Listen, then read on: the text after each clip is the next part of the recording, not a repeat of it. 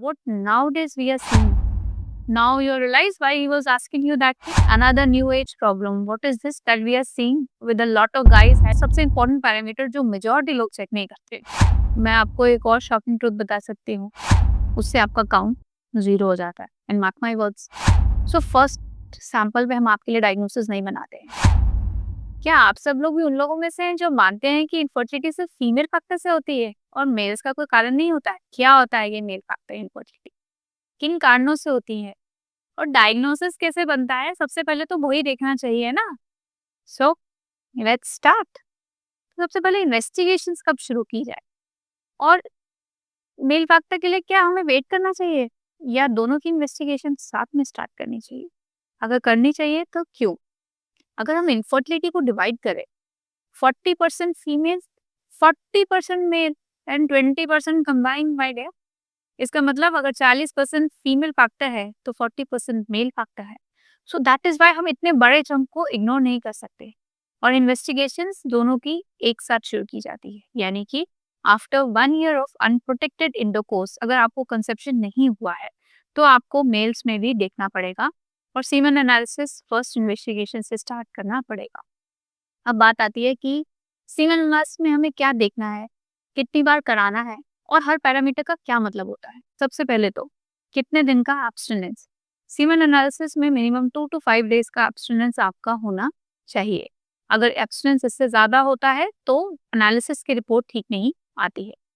Secondly, आप ये sample preferably अपनी क्लिनिक में दीजिए जहां पर आपका ये एनालिसिस होने वाला है. यानी कि आपने सैंपल दिया, इमीडिएटली आप टेक्नीशियन को दोगे और रिपोर्ट रीड की जाएगी. But there are couples who are unable to give sample in the clinics. So for them, अगर आप अपने घर से सैंपल कलेक्शन करके आ रहे हैं तो ये सैंपल आपको विद इन 1 hour अपने क्लिनिक में पहुंचाना है एंड उसको रूम टेम्परेचर पे रखना है. रूम टेम्परेचर का मतलब है अपनी बॉडी में, अपने पॉकेट में सैंपल का कंटेनर रखना है. अब सैंपल जैसे आता है, सबसे पहले टेक्नीशियन आपसे पूछता है कितने दिन का एब्स्टिनेंस है, क्योंकि एब्स्टिनेंस आपके पूरे ट्रीटमेंट में फर्क डालता है और आपकी जब हम रिपोर्ट रिलीज करते हैं उसमें फर्क लाएगा. देन पूछा जाता है कलेक्शन कंप्लीट हुआ है कि नहीं. हर चीज का रेलेवेंस है. वेट, आई टेल यू कि वो सब चीजें क्यों पूछ रहा है. बिकॉज हमें लगता है कि क्या चीजें पूछ रहा है, why he is wasting a time. हर चीज का रेलेवेंस है. आई लेट यू नो अभी. सबसे पहले देखा जाता है वॉल्यूम कितना है. 1.5 ml is generally what is expected of volume. If it is more than that, it is fine. अब सेकेंड चीज देखी जाती है काउंट. काउंट बताता है कि कितना आपका स्पर्म प्रेजेंट है सैंपल में. सो जनरली 16 मिलियन से ऊपर अगर आपका काउंट है, it is considered to be normal according to the WHO manual. अगर आपका एक्टिव स्पर्म यानी कि जो स्पर्म तेजी से भागता है वो 40% से ऊपर है, दैट इज कंसिडर्ड नॉर्मल. हर पैरामीटर का रेलेवेंस है. I will tell you. So first let us know what is normal and then we'll go what is abnormal. और थर्ड सबसे इंपॉर्टेंट पैरामीटर जो मेजॉरिटी लोग चेक नहीं करते वो होता है मोर्फोलॉजी. मतलब स्पर्म दिख कैसे रहा है क्वालिटी में. स्पर्म के हेड में कितने डिफेक्ट हैं, नेक में और टेल में कितने डिफेक्ट्स हैं. सो अगर 4% मिनिमम मोर्फोलॉजी आपकी स्पर्म की ठीक है, that indicates it's a fairly decent sample. ये है मिनिमम क्राइटेरिया. और ये मिनिमम क्राइटेरिया बनाया गया है 7 कॉन्टिनेंट्स के लोगों के फर्टाइल मेल्स के काउंट को देख के. मैं आपको एक और शॉकिंग ट्रुथ बता सकती हूँ कि लास्ट 20 years में सीमन एनालिसिस में बहुत डिक्लाइन आया है. जब हम पहले चेक करते थे तो काउंट 20-25 मिलियन को नॉर्मल मानते थे, बट अब वो घट के 15 मिलियन आ रही है. So what does it tells us? It tells us that fertility decline is on rise. मतलब male factor infertility, male factor count को भी ये जो हमारे आपके सारे इन्वायरमेंट है इफेक्ट कर रहा है. जो हाई फर्टिलिटी पहले आपकी होती थी उतनी अब नहीं हो रही है. मतलब देयर आर रीजंस जिससे मेल फैक्टर इनफर्टिलिटी में डिक्लाइन आ रहा है. तो फर्टिलिटी डिक्लाइन दोनों के लिए है, मेल के लिए भी और फीमेल्स के लिए. अब ये तो हुआ कि मिनिमम हमें कितना काउंट होना चाहिए, बट अगर हम एक माने कि अच्छी प्रेगनेंसी के लिए काउंट कितना होना चाहिए, वो होना चाहिए 48 मिलियन टोटल. 68% उसमें होना चाहिए active sperm and 14% morphology. I have patients जिनका 100 मिलियन काउंट होता है, 0% मोटिलिटी. आपको लगता है ये बंदा कंसीव कर जाएगा और मोटिलिटी नहीं है, काउंट ठीक है तो हो जाएगा? नो. क्यों इंपॉर्टेंट है मोटिलिटी, कभी किसी ने सोचा है? क्या सिर्फ काउंट से क्यों नहीं काम हो सकता? Because if you are trying naturally then the first thing is sperm vagina में डिपॉजिट होता है। वजाइना से स्पर्म आपके यूट्रस में जाता है, यूट्रस से ट्यूब्स में जाता है एंड वहां पर फर्टिलाइजेशन कंप्लीट होके आपको बेबी होता है। तो अगर सारे ही डेड स्पर्म होंगे तो प्रेगनेंसी कहाँ से आएगी? Then comes morphology. मोफोलॉजी बताता है हेल्दी स्पर्म्स कितने हैं आपके। अगर आपके सारे अबनॉर्मल स्पर्म्स होंगे तो वो तो एक सी में भी काम नहीं आने वाले, बिकॉज अगर सारे पिन हेडेड या सारे अबनॉर्मल स्पर्म्स होंगे प्रेगनेंसी कैसे होगी? So this is also very important parameter जो लोग देखते नहीं है, which is morphology. Because healthy sperm एक एक्टिव स्पर्म होगा, हेल्दी होगा, तभी तो प्रेगनेंसी आएगी। And these are the reasons जहाँ पर आप पेशेंट्स आके आपको बोलते हैं कि मैम देखो काउंट ठीक है, मोटिलिटी ठीक है, सैंपल नॉर्मल है, प्रेगनेंसी क्यों नहीं हो रही है? But when you check their morphology, all are pinhead sperms, globozoospermia, उसमें कैसे होगा natural pregnancy? So that is why each and every parameter matters. अब हम एक एक करके सारे पैरामीटर्स को देखेंगे। काउंट क्या होता है? काउंट बताता है कि टोटल स्पर्म कितना है सैंपल में। 16 मिलियन इज मिनिमम, इससे कम जो भी है वो ओलिगोस्पर्मिया आता है, यानी कि कम स्पर्म आ रहा है। लेस देन 5 मिलियन है, दैट इंडिकेट्स सिवियर ओलिगोस्पर्मिया। वो इंडिकेट करता है कि आपको क्रोमोसोमल एब्नॉर्मेलिटी होने के चांसेस है एंड कोई एंडोक्राइन डिसऑर्डर्स होने के चांसेस हैं। तो अगर आपका काउंट बहुत कम आता है तो सबसे पहले आपका डॉक्टर चेक करता है कि वॉल्यूम कितना है, आपका वॉल्यूम एडिक्वेट है कि कम है। क्योंकि अगर आपका काउंट भी कम है, आपका वॉल्यूम भी कम है, the first thing we ask abstinence कितना है इसका। The second thing we ask कि भाई कलेक्शन प्रॉपर हुआ है कि नहीं। Now you realise why he was asking you that thing. क्योंकि अगर आपका कलेक्शन प्रॉब्लम नहीं है और अगर आपने first half of the sample फेंक दिया है तो काउंट मोर्टेलिटी कहाँ से आएगी भाई? क्योंकि मेजर स्पर्म जो होता है वो फर्स्ट पार्ट में ही होता है, जो एक्टिव होता है और जो काउंट होती है। So that is why he is asking you, don't get irritated, he is answer him well, because हर चीज आपके काउंट मोटिलिटी की वैल्यू करने वाली है। तो अब अगर मेरा काउंट लेस देन 5 मिलियन आया है तो मुझे क्या करना है? The doctor will offer me a battery of next test. What are those test? Hormonal test, that is your FSH, testosterone, LH and prolactin. ये बताता है कि अंदर की मशीनरी कैसे काम कर रही है, हार्मोन्स प्रोड्यूस भी हो रहे हैं कि नहीं ब्रेन से, और ये ब्रेन के हार्मोन जहाँ पर काम करना है उस लेवल पे टेस्टिकुलर लेवल पे काम कर भी रहे हैं कि नहीं। अगर आपकी वैल्यूज ठीक आते हैं then we have to see for other cause for oligospermia. Majority of the cases में we can't find any fault, 50% of the cases we don't know, but rest 50 what are we seeing nowadays?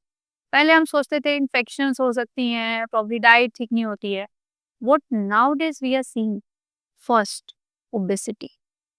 कोई चीज इतना count को effect नहीं डालती जितना obesity डालता है। ओबेसिटी काउंट कम करती है, मोटिलिटी कम करती है, मोर्फोलॉजी कम करती है, ओवरऑल स्पर्म का क्वालिटी को डिक्लाइन करती है। And obesity is on rise. You see a lot of guys जिनका मोर देन 30-35 BMI है और वो आपकी स्पर्म हेल्थ को भी फर्क कर रहा है। Second common thing which we see is varicocele.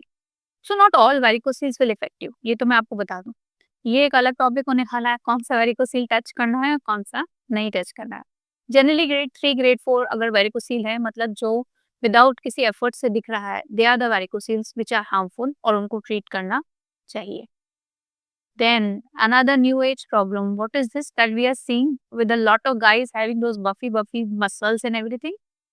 Gym में आप लोग जाते हैं, बॉडी बनाना is not bad, weight loss is not bad, everything is fine, but the supplements which contain steroids, testosterone, anabolic, उससे आपका काउंट जीरो हो जाता है। एंड मार्क माई वर्ड्स, इससे जो इनफर्टिलिटी होती है एट टाइम्स इरिवर्सिबल होती है, मतलब अगर आपने स्टॉप भी कर दिया है तब भी वो करेक्ट नहीं होने वाली है। ये तो हुआ पहला पार्ट जिसमें हमने सबसे पहले आपके हार्मोनल इंडिकेशंस चेक कराए। अब अगर हार्मोनल में हमें लग रहा है कि कोई और प्रॉब्लम है, सो हम लोग क्रोमोसोम्स के ऊपर जाते हैं जिसमें हम चेक करते हैं कि आपको कोई क्रोमोसोमल एब्नॉर्मेलिटी तो नहीं है। क्रोमोसोम्स का मतलब जैसे एक्स वाई से मेल बनता है, एक्स एक्स वाई भी मेल ही है, बट वो क्लाइनफेल्टर सिंड्रोम है। ऐसे केस में आपको अगर स्पर्म बहुत कम होता है और आपको एब्नॉर्मेलिटीज आती हैं स्पर्मेटोजेनेसिस के, अगर आपको वाई क्रोमोसोम डिलीशंस है उसमें आपको एजोस्पर्मिया होगा या काउंट बहुत कम होगा। सो ये सब चीज़ें डॉक्टर अपने लेवल पे आपके लिए चेक करता है और आपको बताता है कि क्या क्या हो सकता है। Infections can also decrease your count, but to a very lesser extent. उससे पहले बाकी सारी चीज़ें हमें रूल आउट करानी पड़ती है। अब अगर आपका काउंट भी कम है और आपका वॉल्यूम भी कम, मतलब मेरा वॉल्यूम 1.5 ml से कम है और मेरा काउंट भी कम है, then what is the next thing that investigations you are supposed to do? The next set of investigation is transrectal ultrasound. Transrectal ultrasound एक तरीके का अल्ट्रासाउंड होता है जिसमें हम चेक करते हैं कि आपका प्रोस्टेट कैसा है, आपका स्पाइनल वेसिकल्स कैसे नजर आ रहे हैं, आपका जो ट्रैक है स्पर्म ट्रांसपोर्ट का वो किस तरीके से है। बिकॉज अगर कहीं पर ऑब्स्ट्रक्शन होती है तो काउंट में भी फर्क आता है और आपके वॉल्यूम में भी फर्क आता है। सो this is the second set of investigation हम कराते हैं अगर आपको ओलिगोस्पर्मिया है या आपका काउंट बहुत ज्यादा कम है। नाउ डॉक्टर इज डायग्नोज कि प्रॉब्ली आपका काउंट 0 है, दैट इज एजोस्पर्मिया है। What will you do? First and first, अगर कहीं पर भी काउंट, मोटिलिटी या मोर्फोलॉजी की प्रॉब्लम आती है, सो फर्स्ट सैंपल में हम आपके लिए डायग्नोसिस नहीं बनाते हैं। हम 4 वीक्स बाद आपके लिए रिपीट सैम्पलिंग करते हैं एंड रिपीट सैम्पलिंग हमें बताती है कि वही चीज रिपीट हो रही है या प्रॉब्ली वो एक रिजल्ट खराब था and this is fine. So this is what you are supposed to do. You have to do 2 samplings to diagnose male factor infertility. Then comes the next important parameter, that is motility. Motility बताता है कि active sperm कैसा है। Motility multiple कारणों से कम हो जाती है।